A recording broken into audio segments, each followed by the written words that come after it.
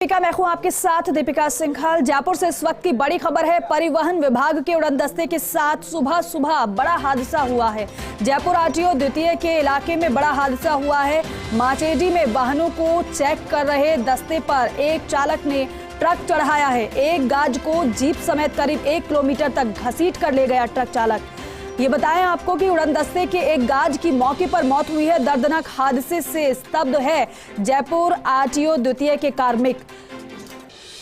तो देखिए, जयपुर आरटीओ द्वितीय के इलाके में बड़ा हादसा हुआ है। सुबह सुबह ये हादसा हुआ है परिवहन विभाग के उड़नदस्ते के साथ। माचेडी में वाहनों को चेक कर रहे दस्ते पर एक चालक ने ट्रक चढ़ा दिया। एक गार्ड को जीप समेत करीब 1 किलोमीटर तक घसीट कर ले गया ट्रक चालक और उड़नदस्ते के गार्ड की मौके पर ही मौत हो गई है। दर्दनाक हादसे से स्तब्ध है जयपुर आरटीओ द्वितीय के कार्मिक। बेहद परेशान, बेहद स्तब्ध।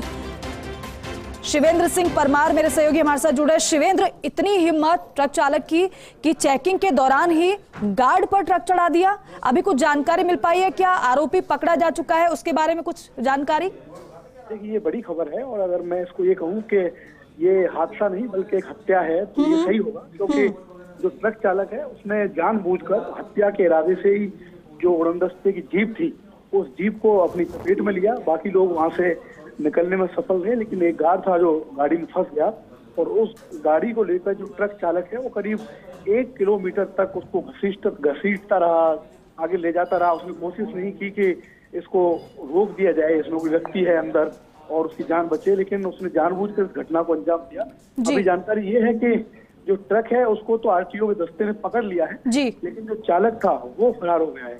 और ट्रक भी इसलिए पकड़ में आया क्योंकि 1 किलोमीटर तक जब उसने जीप को घसीटा तो ट्रक खराब हो गया, ट्रक चलने की स्थिति में नहीं था। तो बाद में ट्रक को एक जगह छोड़कर जो ड्राइवर था वो फरार हो गया। आरटीओ के जो अधिकारी हैं आरटीओ सेकंड के, वो भी मौके पर है। लेकिन घटना बहुत बड़ी है क्योंकि पूरे प्रदेश में जो आरटीओ के उड़नदस्ते हैं वो इसी तरीके से सड़कों पर खड़े होकर रात और सुबह दिन में चेकिंग करते हैं। और अगर इस तरीके से उनके साथ हादसे होते रहे तो उनके जीवन पर एक तरह से संकट आ जाएगा कि किस तरीके से हम चेकिंग करें। बिल्कुल। तो ये पहले भी मांग उठती रही है कि जो परिवहन विभाग के उड़नदस्ते हैं उनकी चेकिंग का एक सिस्टम बनाना चाहिए ट्रांसपोर्ट डिपार्टमेंट को, क्योंकि अगर इस तरीके से वो रोड पर खड़े होकर वाहनों की चेकिंग करेंगे तो हर समय उनकी जान जोखिम में रहेगी। बिल्कुल। शिवेंद्र, ट्रक चालक के बारे में कुछ पता चल पाया है क्या? हालांकि ट्रक को आप बता रहे हैं कि जब्त कर लिया गया है।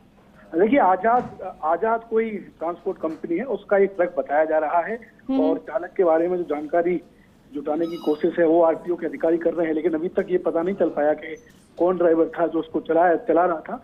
लेकिन कोशिश जारी है पता करने की कि कौन सा ड्राइवर था, कहाँ का रहने वाला था जो इस ट्रक को चला रहा था। लेकिन ट्रक को पकड़ लिया गया है और ट्रक चालक की पहचान करने की कोशिश अपने स्तर पर आरटीओ सेकंड के अधिकारी कर्मचारी कर रहे हैं। अच्छा शिवेंद्र, एक बात और, क्योंकि क्या ट्रक से कुछ बरामद हुआ है? क्या यही वजह रही कि अचानक से ही वो दौड़ाता गया ट्रक, ये भी नहीं देखा कि गार्ड नीचे फंस गया है?